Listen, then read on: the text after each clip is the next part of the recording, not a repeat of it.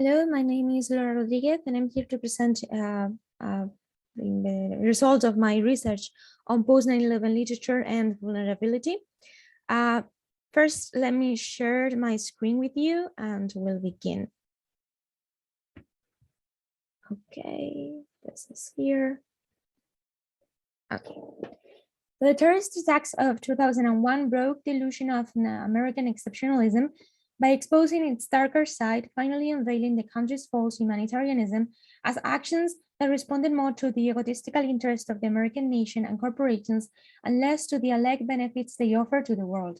The exposure of this other American exceptionalism threatened the government's messages and goals, which further prompted the need to create a manipulated and nationally shared narrative of 9/11 in order to guarantee the support for its decisions. This pushed for a new retreat into the domestic sphere, lapsing into isolationist, go-it-alone or revenge tactics that defined both the national imaginary and the government's decisions in the wake of 9/11, with only one goal: to recover the lost sense of exceptionality. In a context in which the boundaries between reality and fiction are dissolved, alternative history stories offer what other genres cannot, as the confrontation between the counterfactual, the alternative that is fictional, and the factual, which refers to the real world, is also lost. In this sense, David Johnson's alternative history novel, Faultline 49, becomes the best example of the merge of the real and the fictional in its treatment of 9/11 and the war on terror, while also providing the needed distance by taking the narrative perspective out of the US. David Johnson's Faultline 49, published in 2012, takes the 9/11 terrorist attacks out of the United States to its neighboring nation, Canada. The bombing of the World Trade Center in Edmonton, Alberta, caused by a mentally ill man wanting to punish his ex-wife for leaving him, leaves hundreds of casualties and triggers a series of violent and diplomatic incidents in both Canada and the US, when the terrorist is identified as an American citizen.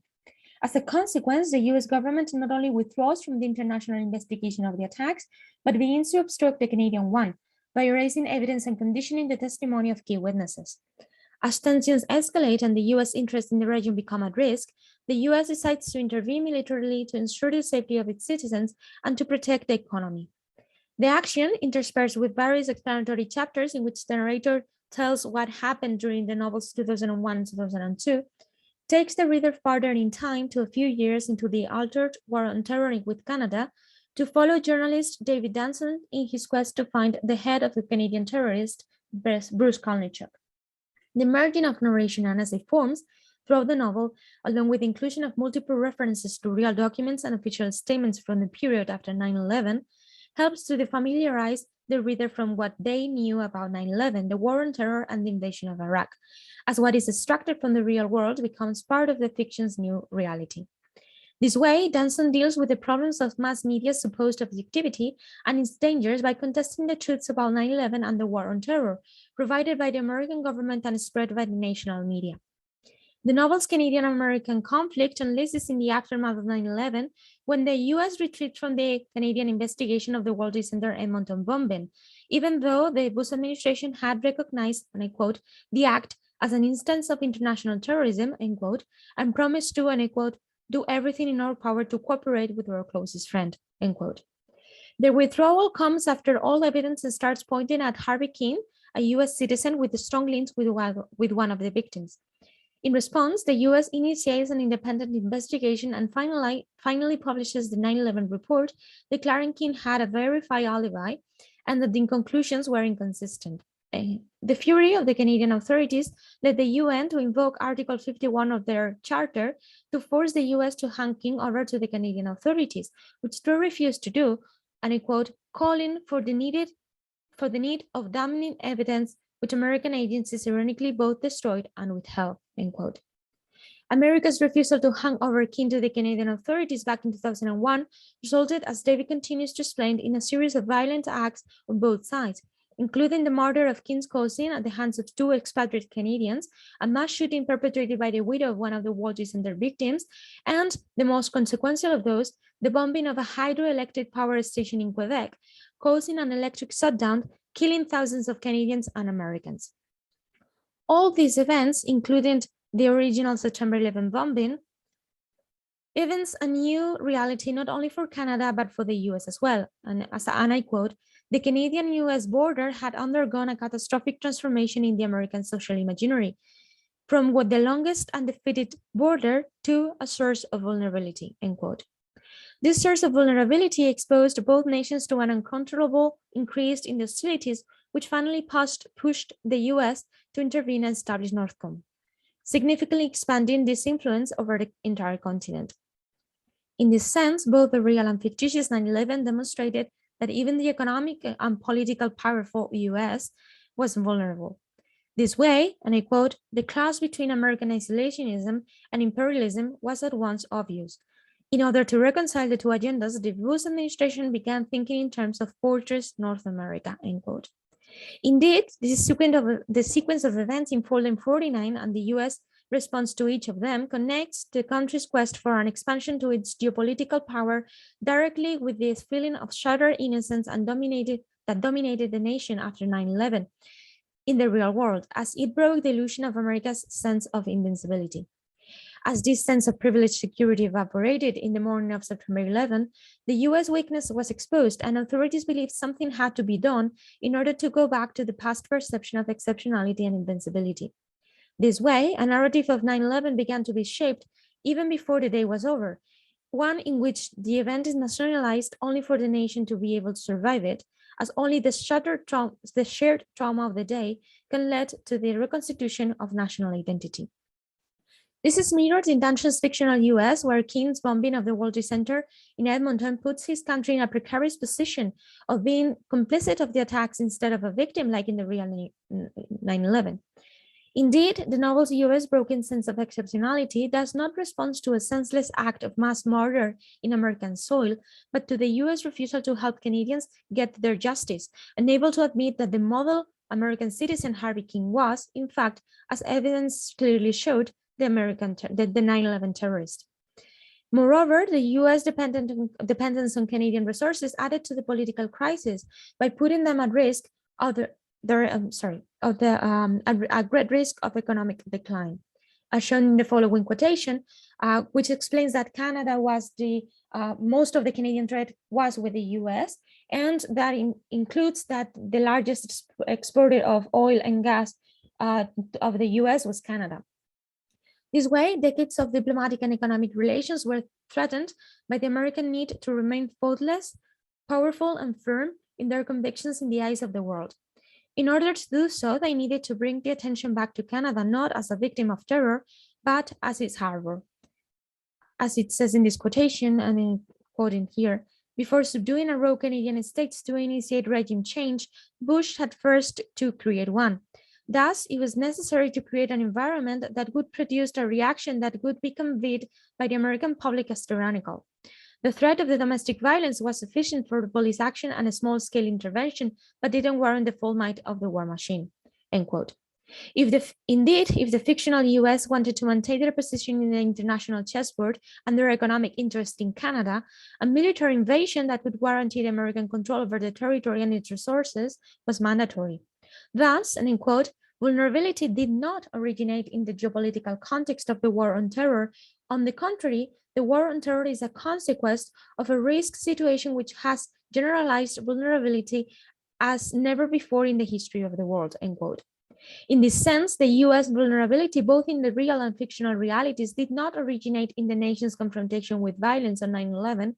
but it was born out of the nation's conception of its own exceptionality, manifested in its increasing presence and exercise of power in the international geopolitical and economic landscape. Even though 9/11 did expose a number of security breaches that the government needed to address, as well as open the world to a new kind of terrorism, mediated and even more barbaric, the real fragility that came from the US powerful global position was taken and reshaped into a narrative of resilience to justify the subsequent legislative and military measures. In other words, vulnerability was very soon substituted by resilience, unity, and humanitarianism to support international campaigns. Indeed, just as the us versus them discourse proved to be misleading, that is, an attempt to hide the government's real interest in gaining political and economic control over the Middle East, the novel's US narrative pictures Canada as a source of domestic first and international next terrorism, only to guarantee their control over the territory. Thus, a conflict apparently triggered by the need to fight the nation's fear of new terror attacks in both realities, in truth responds to America's hunger for power. Similarly to how the Bush administration had adamantly promoted the belief that the Iraqi authorities were in possession of weapons of mass destruction, the Faultline 49's US government begins soon after the 9/11 World Trade Center attack to shape the Canadian terrorist narrative. First, the CIA, David explains, began manufacturing the threat of the Sprite terrorism, even though the Sprite had been a non-for-profit organization originally, which was later on continued by the Bush insinuation that the 9/11 perpetrator was Canadian. This way, the novel's US first step towards expanding their control over North America was to create a threat that was domestic as opposed to international, stigmatizing Canada instead of the US and creating, and I quote, weakness that left it exposed to the greater threat of foreign help, end quote. Thus, Denson's alternative version of the 9/11 and war on terror set in Canada takes the 9/11 official narrative of America the Brave and converts it into the America the Savior when the US invades its northern neighbor to help them eradicate terrorism from the territory. David manages to present an alternative and significant vision of the Canadian-American conflict that stands out even after his detention leads to the publication of a censored version of his book. The central role of journalism in Faultline 49 echoes the essential one American mass media had in the promotion of the national narrative about 9/11. Indeed, it is not a coincidence that Denson presents a journalist as the story's narrator, while offering a dissenting view of the real war on terror through an alternative one, as it was in the hands of reporters to tell us and correspondents to tell the horrors of the war the authorities kept silent and back in America. This is portrayed by David's obsession with the figure of Bruce Kalnichuk, the leader of the Canadian terrorist organization Sprites, who had been a proud American citizen until his son died in the novel's World War. The passages that David dedicates in the book to tell Bruce's story present a veteran of war who had been proud to be American in his youth until his time fighting in Vietnam changed the way he saw his country, as followed in the following passage, when he exposes how the moment developing countries showed signs of democratizing their resources, the US intervened to retain their control over them. Bruce's view of his own country's corrupted actions further exposes the failures of the US in their attempt to gain and retain their powerful position in the global order. This way, Faultline 49 reinforces the idea of American exceptionalism as a source of vulnerability for the United States, not only by its portrayal as a strict and narcissistic nation, but also by having two American citizens as the novel's terrorist. This last fact, however, goes against the American belief that terrorism is what other countries do, and I quote here from Danson. And so the link between citizenship and identity becomes yet another source of vulnerability. As I'm quoting here, one of the major axes of vulnerability of citizenship, the lack of the feeling of belonging, which is pulverized and fragmented through the breaking of the links between state, citizenship, and identity, end quote. Indeed, when the links between what conforms the idea of national identity and the foundation of the individual's identity break, citizenship stops being relevant precisely because it becomes a source of weakness for the nationally shared discourse. This is very well displayed by the US opposite stance towards the two terrorist characters. Because even though both Harvey King and Bruce Kalnichuk are American citizens and war veterans, while also being responsible for crimes that fit very well the definition of terrorism, only King receives the protection of his nation, while Bruce becomes the enemy number one. Indeed, the fragmentation of the feeling of belonging that Hogan and Randall Jr. identified in this quote with the sense of the citizenship and so of national identity is only present in Bruce, as he himself openly confesses to feel that, and I quote, the American he beloved seemed annexed to some romantic imaginary, end quote. Kalnichuk's open rejection of his own country and Soviet American identity, as well as his position as the Sprites leader, makes him the main target of the US authorities, both in their discourses against terror and their military agenda. So much so that after a long and tough period of resisting the American army, David acknowledges that they, the coalition, want to drag him out kicking and screaming so that they can kill him before the American people on primetime television. They want a symbol they can destroy, a symbol without which the sprites will crumble. They want to end the war, and Collins' conclusion permits them to offer their own, end quote. This passage, which echoes quite clearly the operation carried out by the American army to take down Osama bin Laden, and which was later detailed on media and even transformed into a Hollywood production, shows yet another way in which the US attempted to divert the focus of attention from their own failures while presenting themselves as world saviors. Media is portrayed in this sense as the puppeteer who, and I quote, has strings even if we don't see them, end quote, yielding to the government's interest instead of focusing on the more objective facts. The instrumentalization of media is also portrayed in the real censoring of images, such as those from the 9/11 fallen people, identified with the lost of hope narrative, which went against the resilient narrative one from the authorities and mass media, but also in the elevation of the members of the emergency services, pictured as heroes by all American media. For David, however, journalism is about searching for facts, where the truth resides, to construct a narrative that is as close to reality as possible, not because the praise they may get, but because it was his profession entails. Only through the collection of multiple facts will the picture offered be as complete as to facilitate its most objective interpretation.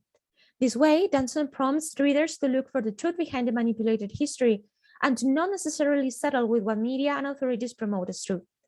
However, while the critique on the national American media's lack of objectivity during the War on Terror is the main focus of Danson's Faultline 49,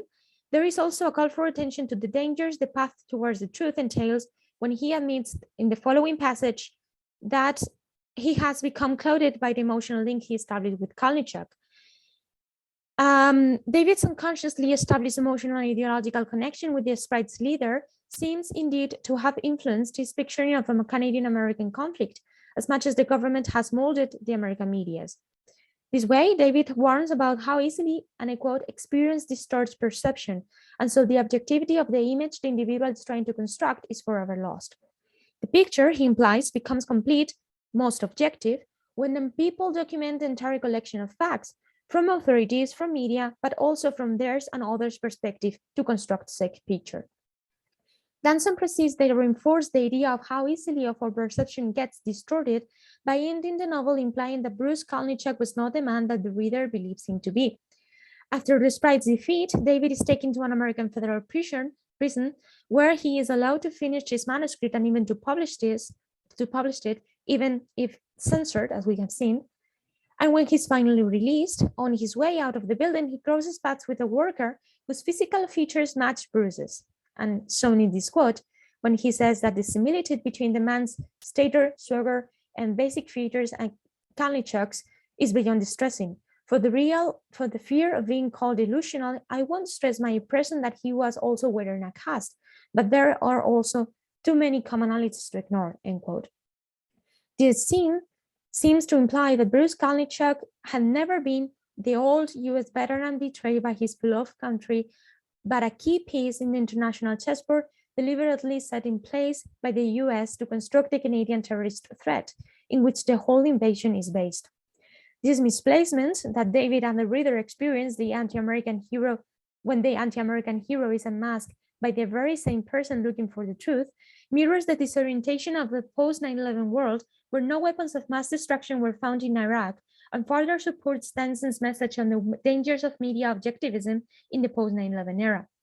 In the end, what Danson is doing with this novel is what many others had criticized of the US general attitude after 9/11, addressing the complete refusal to dedicate both time and space to discuss the American role and involvement in the international chessboard, and by extension on the circumstances leading to the 2001 terrorist attacks. In this sense, Danson provides a darker view of the self-conceived American exceptionalism, measuring the asymmetrical power of America to influence the world events, to infiltrate and shape the geopolitical and cultural international landscape, while condemning the media's lack of objectivity and surrender to the government's demands.